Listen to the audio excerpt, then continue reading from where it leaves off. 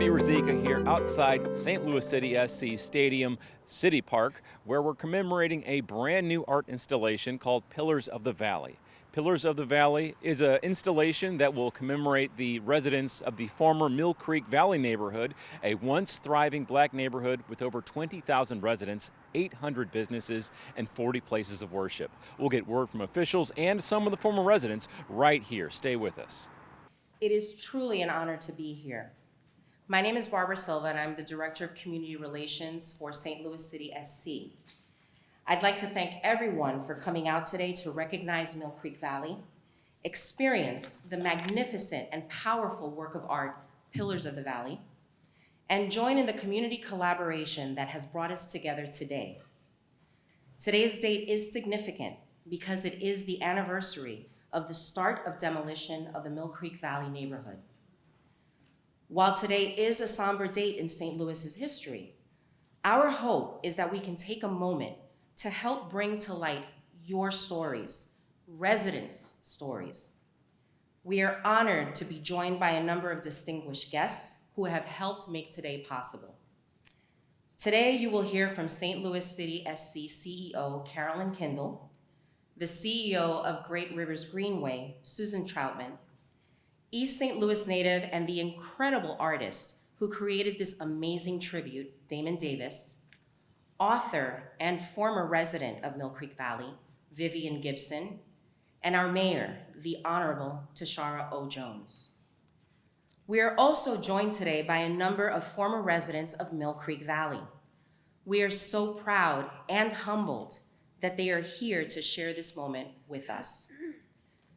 So, to begin today's program, I'd like to introduce the President and CEO of St. Louis City SC, Carolyn Kindle.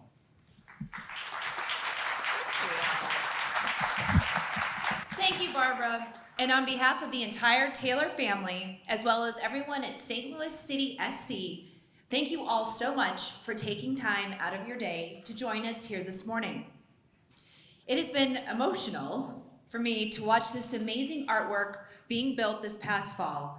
As we are getting ready for our inaugural home opener, I'm again inspired and excited about the opportunity to tell our fans the story of Damon's work, of Mill Creek Valley, and to share public art with everyone who visits City Park. Sports and art both can empower and connect people.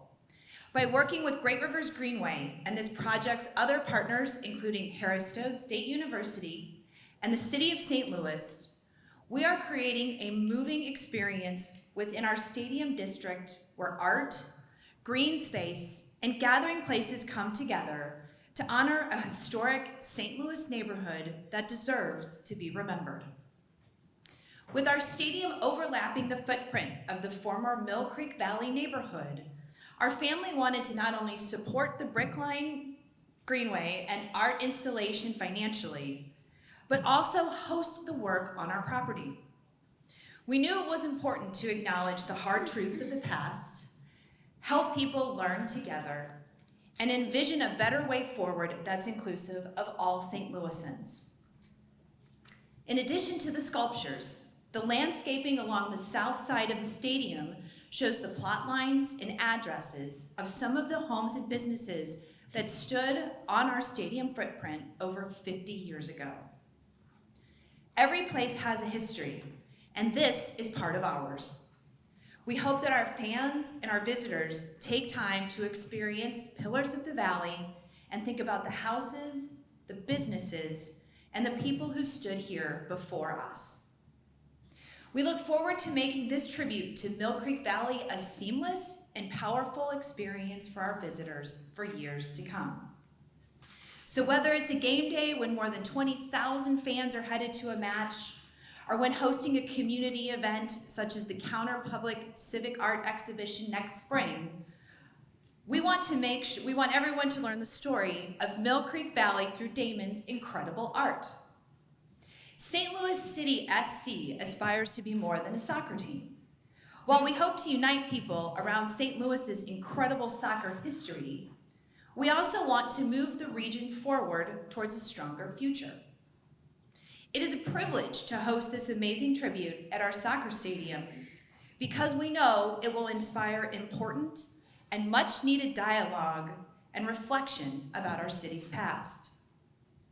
I want to thank Mayor Jones as well as Alderman Board President Megan Green for being here today to celebrate this moment with us. I also want to thank the contractors and vendors who were part of this incredible project. From the stadium to the brick line to the entire district, you have helped create something that we hope brings St. Louisans together for years and years to come. And Damon, thank you for your tireless research, passion, and incredible vision that went into creating Pillars of the Valley. I have really enjoyed our time that we have spent together and consider you part of the City SC family. And finally, thank you, Vivian, Lois, and all the former residents for giving us a chance to tell your story. We are so glad to be here today with you and your families. And I promise you, we will work together to make sure that Mill Creek Valley is not forgotten. Now I'm here to tell you more about the Brickline Greenway. I would like to introduce Susan Trotman.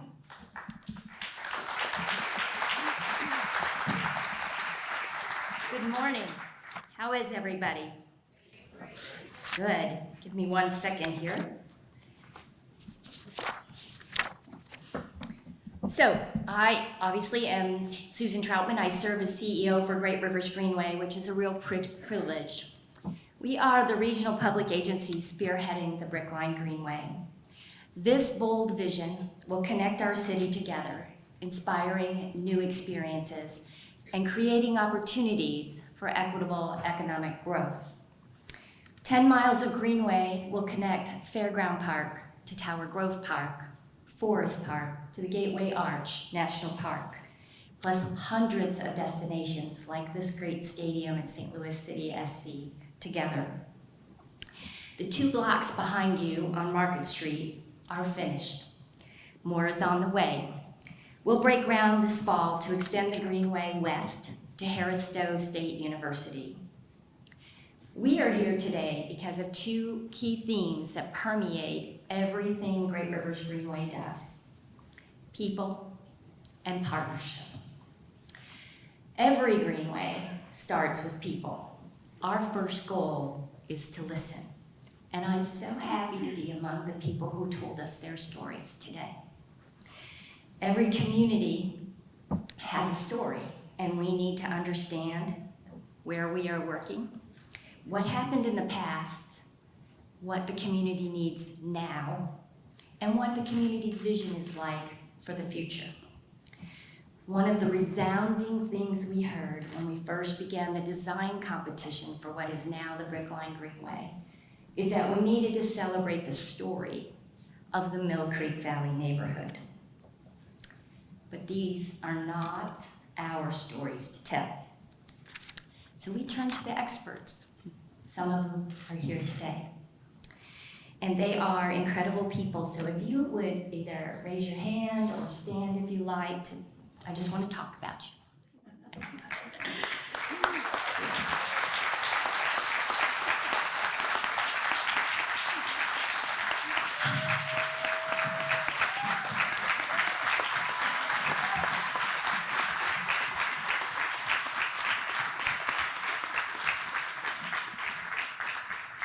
These are the incredible people who told us their memories and their stories so that we could share it with the world. And for those who are no longer with us, and for those who couldn't be here today, we are really, really grateful for the residents of the dynamic and memorable Mill Creek Valley neighborhood. It takes many, many people to bring a project like this to life. And I can't thank everybody today, but you do have a program that lists them. And we want to thank our staff, our boards of directors at Great Rivers Greenway and the Great Rivers Greenway Foundation, our designers, our contractors, and everyone who touched this project. So I did say there was a second thing, and that is partnership. A vision this bold takes everyone. and I want to thank my fellow partners who helped make this project happen. Of course, the entire brick line is in public rights of way, most of it in the city of St. Louis. And there have been many city departments who helped us along the way, as well as Mayor Jones' leadership. And we are thrilled that she has supported us and helped us.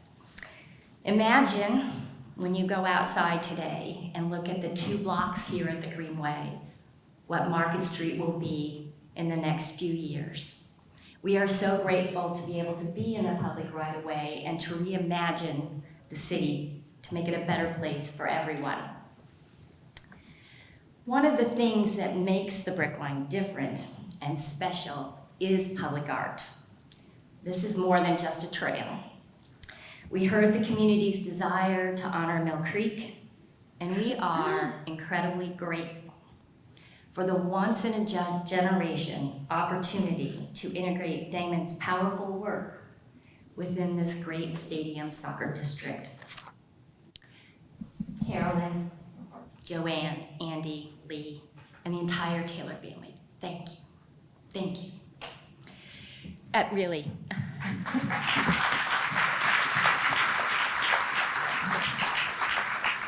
I'm digressing a bit, but one of my favorite moments was, of course, it's COVID, and I get Damon on Zoom, and to be able to tell him the project was funded, and to see his eyes pop wide open.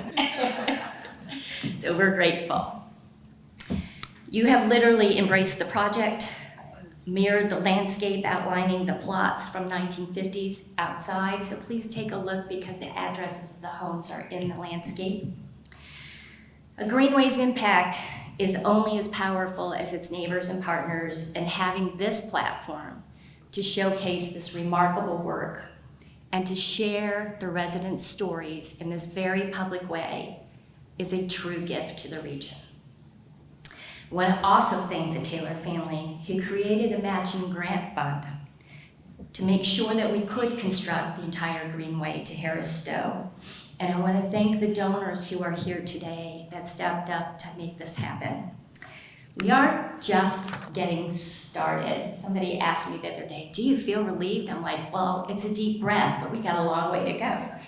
And finally, beyond our great partners, it's been an honor to become your friend. Damon is world-renowned. He is a post-disciplinary artist, and it was his vision for the Pillars of the Valley that has inspired us all. His involvement has made the whole project better, even beyond this incredible installation. He magically blended the past and the stories from the residents with the energy and the passion of our present moment. He created something beautiful, something modern, and he laid a path forward for all of us to follow. So thank you for all you've done, and thank you for what you taught me. Please come tell people the story of the Pillars of the Valley.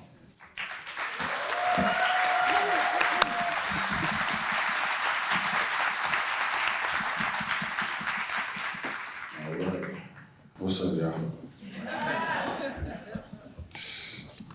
Susan landed on thick, you know what I'm saying? It's a lot to come up after. All right.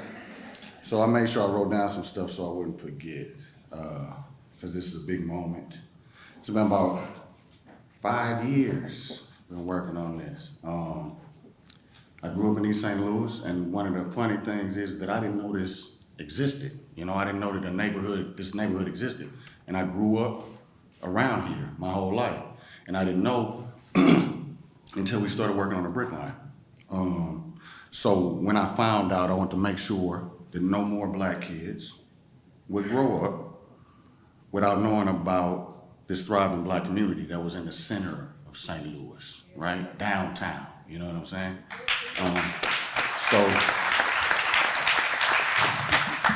So hopefully, that's what this monument is meant to commemorate. And when I was thinking about what it should mean, what it should look like, I like to start really broad, right? And so the main thing, or the main theme that I wanted to talk about was history, right? Histories is usually written by the winner or the people that want to tell the history, and everybody else get written out, right?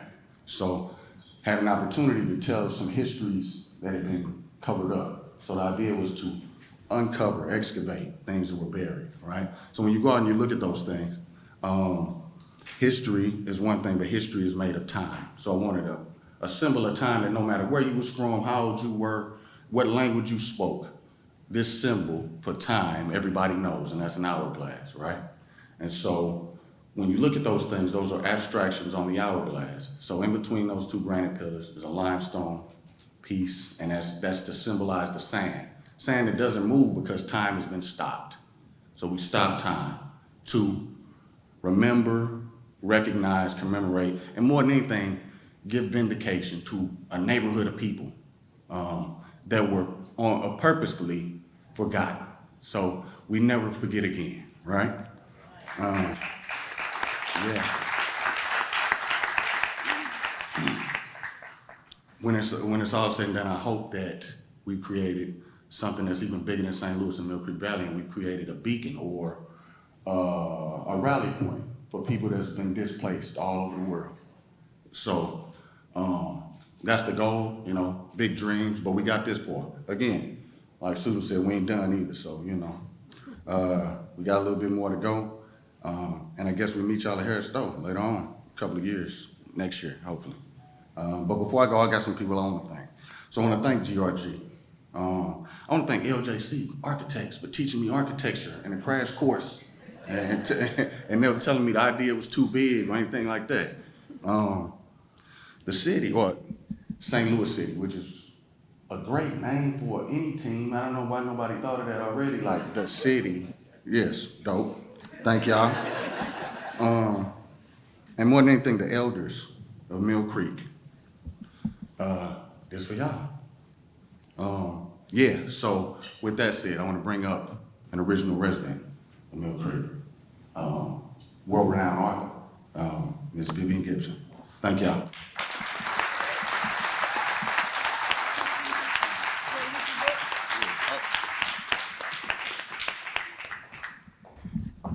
Thank you, Damon. I like to read a little passage from my book. Da-da-da-da. Product placement. On May 26, 1955, the hardworking residents of Mill Creek Valley were going about their busy day. Most of them were unaware of what the headline of that day's St. Louis Post-Dispatch about a bond issue passed by city and county residents meant to their future. The looming and lasting change was buried in a list of 23 propositions that included hospital improvements, street widening, new parks, new expressways, listed merely as slum clearance. The proposition allotted $10 million to acquire 2,000 homes, churches, schools, businesses through condemnation and purchase, and demolish them for redevelopment. Aldermen passed the final measure on the Mill Creek Plan on March 21st, 1958, by a 27-1 vote. The lone dissenter was Alderman Archie Blaine, Democrat, who initially supported the project. In the debate preceding the ballot, Blaine pointed out that 97% of Mill Creek is in my ward.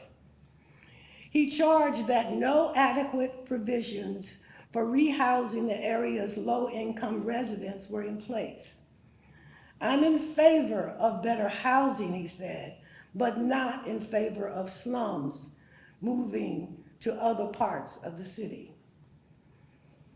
He protested. The local League of Women Voters, the Archdiocese of St. Louis, and eventually the NAACP endorsed the mostly federally funded project. 11 months later,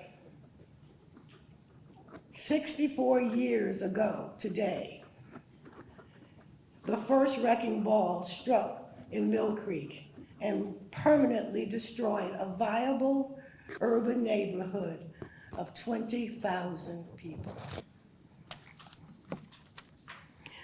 While I am fondly remembering my old community, I am equally dedicated to sharing the devastating impact of so-called urban renewal with words of warning. The partners that are here today, I'm sure, join me in their dedication to doing things differently. And Damon's beautiful pillars are testament to remind us that there is a different way to move forward and with new imagining of a community. Here to share more about her vision is our Honorable Mayor, Tashara O. Jones. Thank you.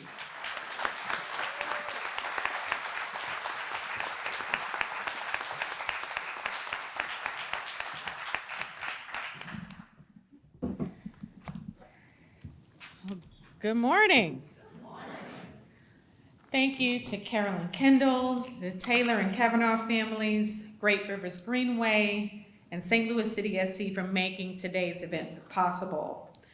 I want to acknowledge the man of the hour, artist Damon Davis, for his brilliant and powerful work of art, Pillars of the Valley, honoring the memory of the historic Mill Creek Valley neighborhood and its residents. And I also want to thank former Mill Creek Valley resident and author Vivian Gibson.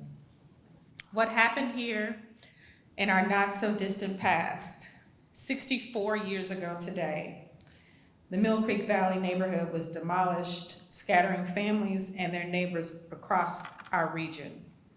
To be clear, this was an act of intentional racial injustice. Mill Creek Valley was a Black neighborhood. The public art marking the location today honors the memory this neighborhood lost to history. Pillars of the Valley's sheer physical presence makes it impossible to ignore, making it a historical marker for all who will visit this new great stadium.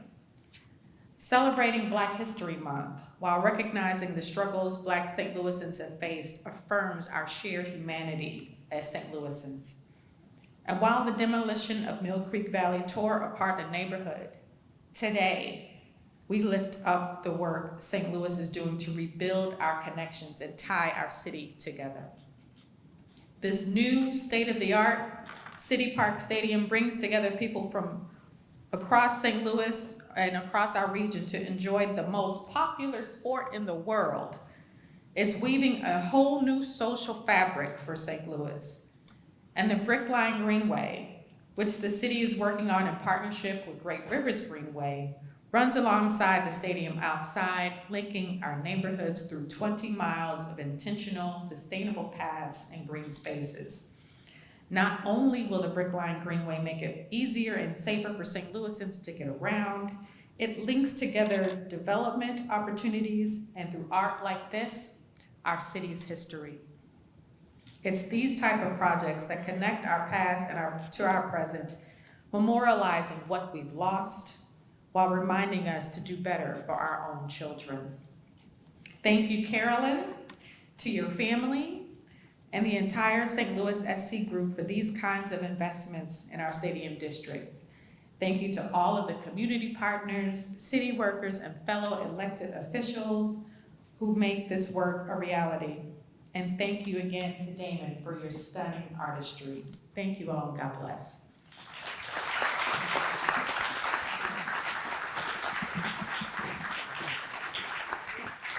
And thank you, Madam Mayor. We very much appreciate your support for this project, and thank you for your tireless efforts on behalf of the city, one my family and I love. The new section of the Brickline Greenway, in Damon's powerful expression commemorating a historic St. Louis neighborhood, will reinforce downtown West as one of the city's important cultural destinations and give people another reason to visit downtown St. Louis. As I mentioned before, Damon's permanent art installation will also be part of Counterpublic 2023, a 3-month civic art exhibition that will drive national discussion and attention around St. Louis's thriving art community, launching here at City Park on April 14th. We hope that you all join us for that event as well. While sports teams and leagues have helped create meaningful dialogue around social and racial equity issues, this important project is unlike anything in professional sports, and we hope it has the ability to help transform St. Louis. So again, thank you all for being here today and celebrating this special moment with us. Mill Creek was a very vibrant black community. A lot of famous people came out of Mill Creek. The list goes on with it, but the community as a whole, being my earliest memories of life and the pleasure that I had being in a community where everybody was family. You know, it's a community that was not impoverished.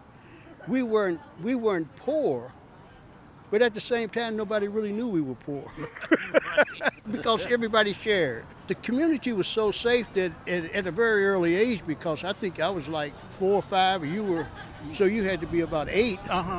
That we would go to the shore in the afternoon and wouldn't come home after dark, and nobody was looking for us. It was just family. You must be with the family. You must be, and so that there was no real concern.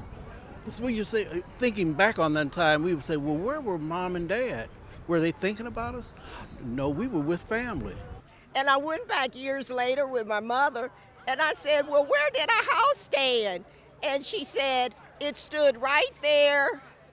The highway was going through where the house stood." Really important history we learned today about the Mill Creek Valley neighborhood and the art installation outside Pillars of the Valley. If you want to check it out, come on down to the St. Louis City SC Stadium just outside. It'll stretch all the way down to Harris Stowe. For STL TV, you can follow us on Facebook, YouTube, Instagram, and Twitter. For STL TV, I'm Andy Brzezika.